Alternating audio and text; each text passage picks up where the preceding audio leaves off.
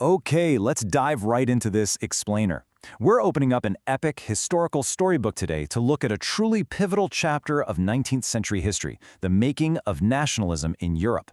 If you're prepping for an exam, you are in the exact right place. We're going to laser focus on the absolutely crucial definitions, key events, and the exact dates you need to understand how the modern European map was completely redrawn by one single, incredibly powerful idea. Here's our roadmap for today. We'll be hitting 1. The Old European Order, 2. Rise of the Middle Class, 3. Defining Liberal Nationalism, 4. Economic Unity and the Zollverein, 5. The Conservative Return in 1815, and finally, 6. The Secret Revolutionaries. Grab your notes and let's get started. Section 1. The Old European Order, Life Before the Nation-State.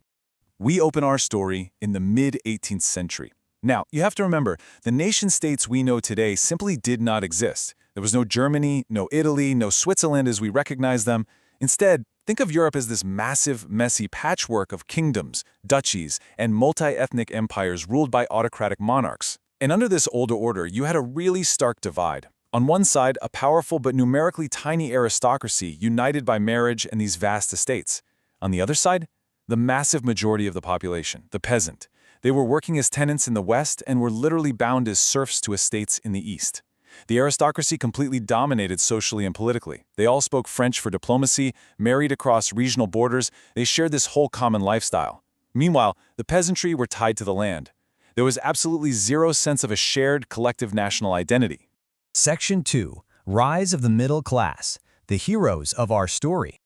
A massive catalyst was on the horizon that was about to disrupt this entire old order, the Industrial Revolution. This economic earthquake fundamentally shifted the social landscape. It didn't just build factories, it birthed entirely new social groups. It created a working-class population and, crucially, an educated middle class made up of industrialists, businessmen, and professionals. Take a mental screenshot of this, because it was this new, educated middle class who looked around and realized the old, divided system was completely holding them back. They weren't born into aristocratic privilege, and they quickly became the driving force pushing to abolish those privileges and championing national unity. Section 3. Defining Liberal Nationalism, the Weapon of Change. To really understand what this new middle class wanted, we have to look at their core ideology, liberal nationalism. This was their intellectual weapon against the conservative empires. Now, if you're studying this era, you absolutely need to lock down the definition of liberalism. Notice the Latin root liber, which means free. Since the French Revolution, liberalism stood for the end of autocracy and clerical privileges.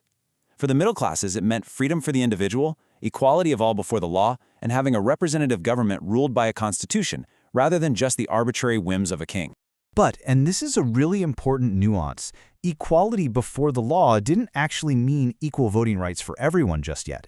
Even in revolutionary France, if you didn't own property or if you were a woman, you had no political voice whatsoever. This exclusion sparked fierce, century-long opposition movements for universal suffrage. Section 4. Economic Unity and the Zollverein, breaking down the barriers. Let's look at liberalism from an economic perspective, which was hugely important for these new businessmen. For them, freedom meant free markets and the unhindered movement of goods. Imagine this, crossing 11 customs barriers and paying a 5% tax at every single one, just to sell your goods from Hamburg to Nuremberg in 1833. Think about how frustrating that was. The German-speaking region was a loose confederation of 39 states. You literally had to calculate a different measurement for cloth in every city you stopped in. It was a total nightmare for economic growth. So, the year 1834 brought a massive game changer, the Zollverein. This is a highly testable fact, so write this down.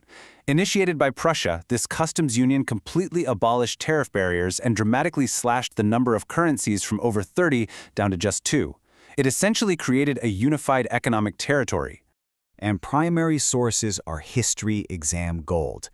As Professor Friedrich List noted back in 1834, the aim of the Zollverein was to bind the Germans economically into a nation. Building a network of railways and tying economic interests together directly stimulated the desire for true political unification. A free economic system was literally the catalyst to engender national feeling. Section 5. The Conservative Return in 1815, the monarchs strike back. Every great story has a major setback, right? And for our liberal heroes, that setback happened when Napoleon was defeated in 1815, The traditional powers of Europe saw their golden opportunity to turn back the clock. Enter conservatism. What did this actually mean here? Well, these leaders wanted the old aristocratic order back, but they were smart. They wanted it with the modern, efficient armies and bureaucracies Napoleon had developed. They favored tradition, established institutions like the monarchy and the church, and strict social hierarchies. They realized a dynamic economy could actually strengthen their autocratic rule and crush dissent. You can see a really clear chronological chain of events building here. In 1815, the fall of Napoleon leads to the Treaty of Vienna. Then, from 1815 through the 1830s, these conservative autocratic regimes consolidate power and impose strict censorship. And what does that lead to? By the 1830s, it boils over into explosive hunger, hardship, and underground revolutionary uprisings. A central event you absolutely need to note is the Treaty of Vienna in 1815, hosted by the Austrian Chancellor Duke Metternich. The primary goal for Britain, Russia, Prussia, and Austria was to undo all the changes of the Napoleonic Wars. They literally sat down and redrew the map of Europe. They set up new states on France's borders to hem them in and put traditional monarchs, like the Bourbon dynasty, firmly back on their thrones. Section 6. The Secret Revolutionaries. The resistance goes underground. With conservative autocrats cracking down and imposing strict censorship laws, the liberal nationalists really had no choice but to operate in the shadows. The political climate was intensely dangerous. Take a look at this satirical caricature of a thinkers' club. It perfectly captures the complete lack of freedom of speech under these post-1815 regimes. Look at those muzzles. The autocrats sought to curb any activity that questioned their legitimacy. You couldn't write freely, and as this image jokes, you were barely allowed to think freely. So repression drove the liberal nationalists underground, forcing them to form secret societies. These societies were the ultimate resistance, keeping the dream of the nation-state alive despite the very real threat of exile or death. And it wasn't the peasantry leading this charge. It was the educated middle-class elite. We're talking professors, teachers, and clerks who committed to opposing the monarchical forms established by the Vienna Congress, fighting tooth and nail for liberty and unified nation-states. Giuseppe Mazzini is your perfect exam case study of a revolutionary.